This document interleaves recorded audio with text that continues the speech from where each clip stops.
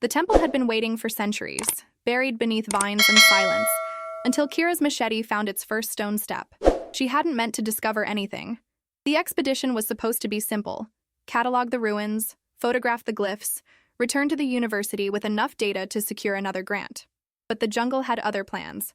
A sudden storm had separated her from the team 3 hours ago, and now, as twilight bled through the canopy above, she stood before an entrance that existed on no map. Kira wiped sweat from her forehead, her hand trembling slightly. The rational part of her mind insisted she should mark her location, radio for help, wait for daylight. But something else pulled at her, a sensation she couldn't name, like a song heard in a half-remembered dream. The air felt wrong here, too still, too cold for the humid rainforest pressing in from all sides. Her breath misted slightly as she approached the entrance, which shouldn't have been possible in this heat. The stone steps descended into absolute darkness. Kira checked her equipment: headlamp, backup flashlight, radio, still no signal. Water bottle half full. She should wait. She knew she should wait. She descended anyway. Her headlamp cut through the darkness as she moved deeper into the temple. The beam revealed walls covered in symbols she didn't recognize, not Mayan, not Aztec, nothing from any civilization she'd studied in her 8 years of archaeological research. The glyphs seemed to writhe in the shifting light, as if the stone itself remembered something it couldn't forget. The corridor opened into a vast chamber. Kira's light couldn't find the ceiling, and the darkness seemed to swallow the beam before it could reach the far walls.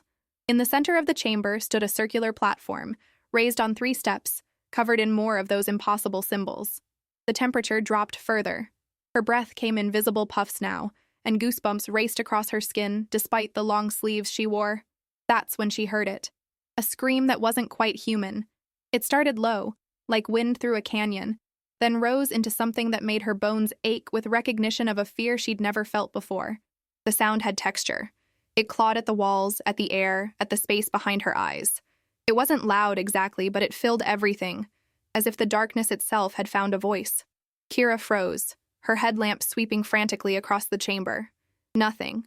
Just stone and shadow and that terrible rising wail. And then it took shape. The shadow peeled itself from the wall like wet paper, its form impossible to focus on. It moved wrong. Not sliding, not floating, but existing in one place and then another without the space between. Where it moved, the light bent. Where it screamed, the ancient stones trembled.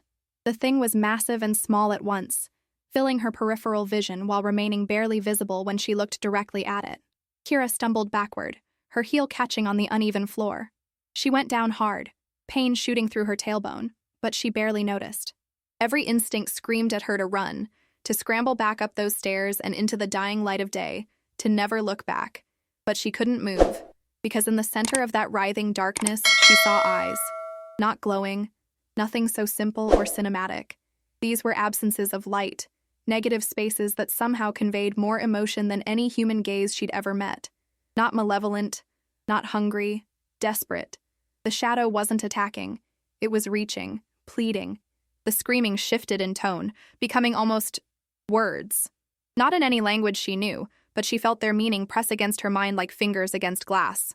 Help, trapped, waiting, blood, key, sister. The words weren't quite right. They were concepts more than vocabulary, ideas that her brain struggled to translate into something comprehensible. Kira's hand pressed against the cold stone floor, feeling the grooves of more symbols beneath her palm. They warmed at her touch, a gentle heat that spread up her arm like sunlight through water. The shadow surged forward and she flinched, but it stopped just inches from her face. This close she could see that it wasn't solid. It was made of countless tiny fragments, like a murmuration of starlings, all moving in perfect, impossible synchronization. And somehow, impossibly, Kira understood. This thing, this ancient screaming remnant of something that should not exist, had been waiting. Not for centuries. For her. Her hand moved before her mind could stop it, reaching toward the shadow. Her fingers passed through the boundary between light and darkness, and the world exploded. Memories flooded through her, not hers, but vivid enough to feel like they'd always been there. She saw the temple as it once was, brilliant white stone gleaming under a sun that seemed larger than the one she knew. People moved through corridors, their clothing strange, their language unknown, but somehow familiar. They were preparing something, a ritual, a binding. She saw a woman who looked almost like her own reflection. The same sharp jawline, the same dark eyes, though the woman's hair was longer, adorned with jade and gold. The woman stood on the platform in the central chamber, her hands raised, her voice rising in a chant that made the air shimmer. She was trying to seal something. A rift. A tear in the fabric of reality itself that pulsed with a darkness far more terrible than the shadow before Kira now. Through that rift, things were trying to enter. Shapes that hurt to perceive. Beings that existed in dimensions the human mind wasn't meant to comprehend. The woman was bleeding. The ritual required blood, specifically the blood of the temple's guardian line, an unbroken chain of priestesses stretching back to the temple's founding. But something had gone wrong. The others who should have supported her had fallen, corrupted by whispers from the rift itself. She was alone. And the ritual needed more than one. In desperation, the woman had done the unthinkable. She'd split her own soul, creating the shadow to continue the ritual even as her body failed. The shadow would wait, bound to this place, screaming its eternal vigil, until someone of the same bloodline returned. Until Kira. The visions released her, and she gasped, collapsing onto her hands and knees. The shadow hovered nearby, its screaming gentler now, almost questioning. You're part of her, Kira whispered, her throat raw. The priestess. My ancestor. The shadow pulsed in what might have been agreement.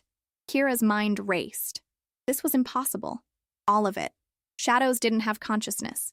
Ancient civilizations didn't perform soul magic. Rifts to other dimensions didn't exist outside of science fiction. But her palm still tingled where it had touched the symbols. And the memories felt more real than some of her own childhood recollections. What do you need from me? She asked, pushing herself back to sitting. The shadow flowed closer, and more images pressed into her mind. The rift still existed, sealed but not destroyed. The seal weakened with each passing year, with each generation that failed to complete the ritual. The woman, her ancestor, had managed to hold it at bay, but it was a temporary solution. Without completion, without the proper ritual performed by her bloodline, the seal would eventually fail. And when it did, the things on the other side would pour through. But I don't know how, Kira protested. I'm an archaeologist, not a priestess. I don't know any rituals. I can't do magic. The shadow's response was wordless but clear. The knowledge was there, in the blood, in the bones. The temple would remember. The symbols would guide. But there was a cost. There was always a cost. To complete the ritual, Kira would need to bind herself to the temple as her ancestor had tried to do. She would become the seal's living anchor, neither fully human nor fully spirit, existing in the space between to hold back the darkness. Her old life, her career, her friends, her family, everything she'd built, would have to be left behind. She would become like the shadow, a guardian, an eternal sentinel. How long? Kira asked, though she already knew the answer. Forever. Or until the bloodline produced another who could take her place. Kira looked down at her hands, dirt-stained and scraped from her fall. She thought of her apartment in Boston, of her dissertation waiting to be finished, of her mother who called every Sunday, of the colleague she'd been working up the courage to ask out for months. She thought of the world going about its business, unaware of the horror waiting just beyond a weakening seal. If I don't do this? She asked quietly. The shadow showed her, the seal breaking, the rift opening like a wound in reality, darkness pouring out, spreading, consuming, cities falling into madness, the sky itself cracking, an apocalypse not of fire or flood, but of fundamental wrongness, as things that should not exist imposed themselves on a reality not meant to hold them. It would start slowly, strange disappearances, unexplained phenomena, but it would accelerate, and by the time anyone understood what was happening, it would be far too late. Kira closed her eyes. Some part of her still insisted this couldn't be real, that she'd hit her head when she fell, that this was a hallucination brought on by dehydration and stress, but she knew better. Deep in her bones, in her blood, in the part of her that had always felt slightly out of place in the modern world, she knew. This was why she'd become an archaeologist in the first place. Not for the grants or the publications or the academic prestige, but because she'd always felt like she was searching for something. Some missing piece. Some truth buried beneath the weight of centuries. She'd found it. Show me, Kira said, opening her eyes. Show me what I need to do.